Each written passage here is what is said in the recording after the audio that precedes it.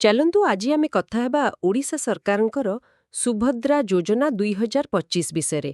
ଯାହା ବି ତଥ୍ୟ ଆମ ପାଖେ ଅଛି ସେଇଟାକୁ ଟିକେ ଭଲକି ଦେଖିବା। ହଁ ନିଶ୍ଚୟ। ମାନେ ଏ ଯୋଜନାଟା କ'ଣ, କାହା ପାଇଁ କେମିତି କାମ କରୁଛି ସେସବୁ। ହଁ ହଁ ଏଇଟା ତ ମହିଳାମାନଙ୍କ ପାଇଁ ଗୋଟେ ବଡ଼ ଯୋଜନା, ବିଶେଷ କରି ଆର୍ଥିକ ସାହାଯ୍ୟ ପାଇଁ। କେତେ ଟଙ୍କା ମିଳେ ଏଥିରେ? ଏଠିରେ ଯୋଉମାନେ ଯୋଗ୍ୟ ସେମାନଙ୍କୁ ବର୍ଷକୁ 10,000 ଟଙ୍କା। 10,000? ହଁ, 2ଟା କିସ୍ତିରେ ଦିଆଯାଏ। ଓହୋ, ଆଚ୍ଛା। ଆଉ କେବେ କେବେ ମିଳେ ସେ କିସ୍ତି? ଗୋଟେ ମିଳେ ରାକ୍ଷୀ ପୂର୍ଣ୍ଣିମା ବେଳକୁ, ଆଉ ଗୋଟେ ମହିଳା ଦିବସରେ।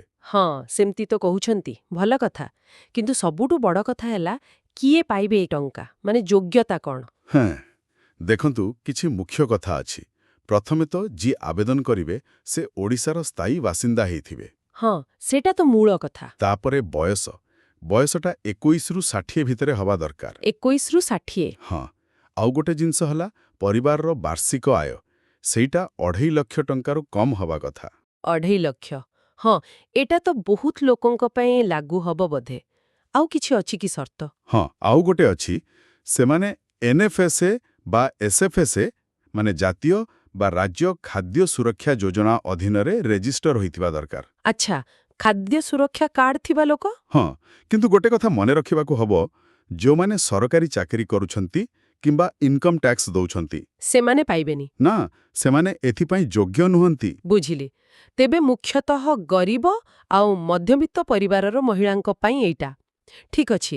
ଏବେ କୁହନ୍ତୁ, ଆପ୍ଲାଇ କେମିତି କରିବେ? ସହଜ ଅଛି ନା କଷ୍ଟ? ନାଇଁ, ସରକାର ତ ଚେଷ୍ଟା କରୁଛନ୍ତି ସହଜ କରିବାକୁ। 2ଟା ରାସ୍ତା ଅଛି, ଅନଲାଇନ୍ ଆଉ ଅଫଲାଇନ୍। ଆଚ୍ଛା। ଅନଲାଇନ୍ କରିବାକୁ ହେଲେ ସେମାନଙ୍କର ଗୋଟେ ଅଫିସିଆଲ ୱେବସାଇଟ୍ ଅଛି, subhadra.odisha.gov.in। ସେଠିକି ଯାଇକି କରିହବ। ସେଠି କ'ଣ କ'ଣ କରିବାକୁ ପଡ଼ିବ? ସେଠି ମୁଖ୍ୟତଃ KYC କରିବାକୁ ପଡ଼ିବ, ମାନେ ଆଧାର ଦେଇ ନିଜ ପରିଚୟ ଅନଲାଇନ୍ ଯାଞ୍ଚ କରିବା ଆଉ ବ୍ୟାଙ୍କ ଡିଟେଲ୍ସ ଦେବାକୁ ପଡ଼ିବ। ହଁ, କିନ୍ତୁ ଯେଉଁମାନଙ୍କ ପାଖରେ ଇଣ୍ଟରନେଟ୍ ନାହିଁ କିମ୍ବା ଏସବୁ କରି ଜାଣନ୍ତିନି, ଓଡ଼ିଶାରେ ତ ବହୁତ ଲୋକ ସେମିତି। ହଁ, ସେଇଟା ତ ଅଛି। ସେଥିପାଇଁ ତ ଅଫଲାଇନ୍ ବ୍ୟବସ୍ଥା ବି ଅଛି। କୋଉଠି କରିବେ ଅଫଲାଇନ୍? ସେମାନେ ପାଖ ଅଙ୍ଗନବାଡ଼ି କେନ୍ଦ୍ରକୁ ଯାଇପାରିବେ, ନହେଲେ ମୋ ସେବା କେନ୍ଦ୍ର, ବ୍ଲକ ଅଫିସ୍ କିମ୍ବା CSC ଯୋଉଟା ଅଛି। ଓହୋ, କମନ୍ ସର୍ଭିସ୍ ସେଣ୍ଟର? ହଁ, ସେଠି ବି ଯାଇକି ଆବେଦନ କରିପାରିବେ। ଏମିତି ହେଲେ ସମସ୍ତଙ୍କ ପାଖରେ ପହଞ୍ଚି ହେବ। ହଁ, ଏଟା ଭଲ ହେଇଛି। 2ଟା ଅପସନ୍ ଅଛି। ଆଚ୍ଛା, ଏବେ ଟିକେ ନୂଆ ଖବର କ'ଣ ଅଛି ଦେଖିବା।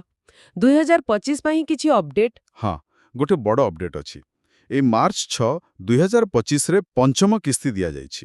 ପଞ୍ଚମ କିସ୍ତି ଦିଆ ସରିଲାଣି? ହଁ, ଆଉ ଏହି କିସ୍ତିରେ ପ୍ରାୟ 1.85 ଲାଖ ନୂଆ ମହିଳାଙ୍କୁ ଯୋଡ଼ାଯାଇଛି।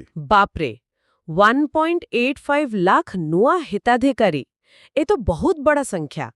ତାହେଲେ ମୋଟ କେତେ ଲୋକ ହେଲେଣି ଏ ଯୋଜନାରେ? ଯାହା ତଥ୍ୟ ମିଳୁଛି, ଏପର୍ଯ୍ୟନ୍ତ 1.20 କୋଟିରୁ ଅଧିକ ମହିଳା ଏହାର ଫାଇଦା ପାଇସାରିଲେଣି। 1.20 କୋଟି? ବାଃ! ଆଉ ଗୋଟେ କଥା, ଯେଉଁମାନେ ଟିକେ ଡେରିରେ KYC କରିଛନ୍ତି, କିଛି କାରଣରୁ ହେଇପାରେ, ସେମାନଙ୍କୁ ବି ପରବର୍ତ୍ତୀ କିସ୍ତି ମିଳିବ ବୋଲି କୁହାଯାଉଛି। ଆଚ୍ଛା, ତାହେଲେ ଚିନ୍ତା ନାହିଁ। ଏହା ନିଶ୍ଚୟ ବହୁତ ଲୋକଙ୍କୁ ଆଶ୍ୱସ୍ତି ଦେବ। ଆଉ ଗୋଟେ ଜରୁରୀ କଥା, ବ୍ୟାଙ୍କ ବିଷୟରେ। ଯେହେତୁ ଟଙ୍କା ସିଧା ଆକାଉଣ୍ଟକୁ ଯାଏ, DBT। ହଁ, ଏକଦମ ଠିକ୍ ପଏଣ୍ଟ। DBT ପାଇଁ 3ଟା ଜିନିଷ, ଆଧାର କାର୍ଡ, ମୋବାଇଲ ନମ୍ବର ଆଉ ବ୍ୟାଙ୍କ ଆକାଉଣ୍ଟ। ଏଇ 3ଟା ଠିକ୍ ଭାବେ ଲିଙ୍କ ହେଇଥିବା ନିହାତି ଦରକାର। ନହେଲେ ଟଙ୍କା ଆସିବାରେ ଅସୁବିଧା ହୁଏ। ବହୁତ ଥର ଏମିତି ହେଇଛି। ତେଣୁ ସମସ୍ତେ ଥରେ ଚେକ୍ କରିନେବା ଭଲ। ଯଦି କାହାର ଲିଙ୍କ ନାହିଁ କିମ୍ବା କିଛି ଭୁଲ ଅଛି, ତାହେଲେ କ'ଣ କରିବେ? ସେମାନେ ନିଜ ପାଖ ବ୍ୟାଙ୍କ ବ୍ରାଞ୍ଚକୁ ଯିବା ଦରକାର, କିମ୍ବା CSC ସେଣ୍ଟରରେ ବି ପଚାରି ବୁଝି ସମାଧାନ କରିପାରିବେ। ଏଟାକୁ ହାଲକା ଭାବେ ନବା କଥା ନୁହେଁ। ଠିକ୍ ଅଛି। ତାହେଲେ ମୋଟ ଉପରେ ସୁଭଦ୍ରା ଯୋଜନା ହେଲା ଓଡ଼ିଶାର ଯୋଗ୍ୟ ମହିଳାଙ୍କ ପାଇଁ ବର୍ଷକୁ 10,000 ଟଙ୍କାର ସିଧା ଆର୍ଥିକ ସାହାଯ୍ୟ। ଆପ୍ଲାଏ କରିବାକୁ ଅନଲାଇନ୍ ଅଫଲାଇନ୍ 2ଟା ବାଟ ଅଛି। ଆଉ ବ୍ୟାଙ୍କ ଆକାଉଣ୍ଟ ସହ ଆଧାର, ମୋବାଇଲ ଲିଙ୍କ ଠିକ୍ ଥିବା ଦରକାର। ଏତକ ତ ହେଲା ମୂଳ କଥା। ହଁ, ଏତକ ତ ହେଲା ଯୋଜନା ବିଷୟରେ ତଥ୍ୟ। କିନ୍ତୁ ଏଇଠୁ ଆଉ ଗୋଟେ କଥା ମନକୁ ଆସୁଛି। କ'ଣ?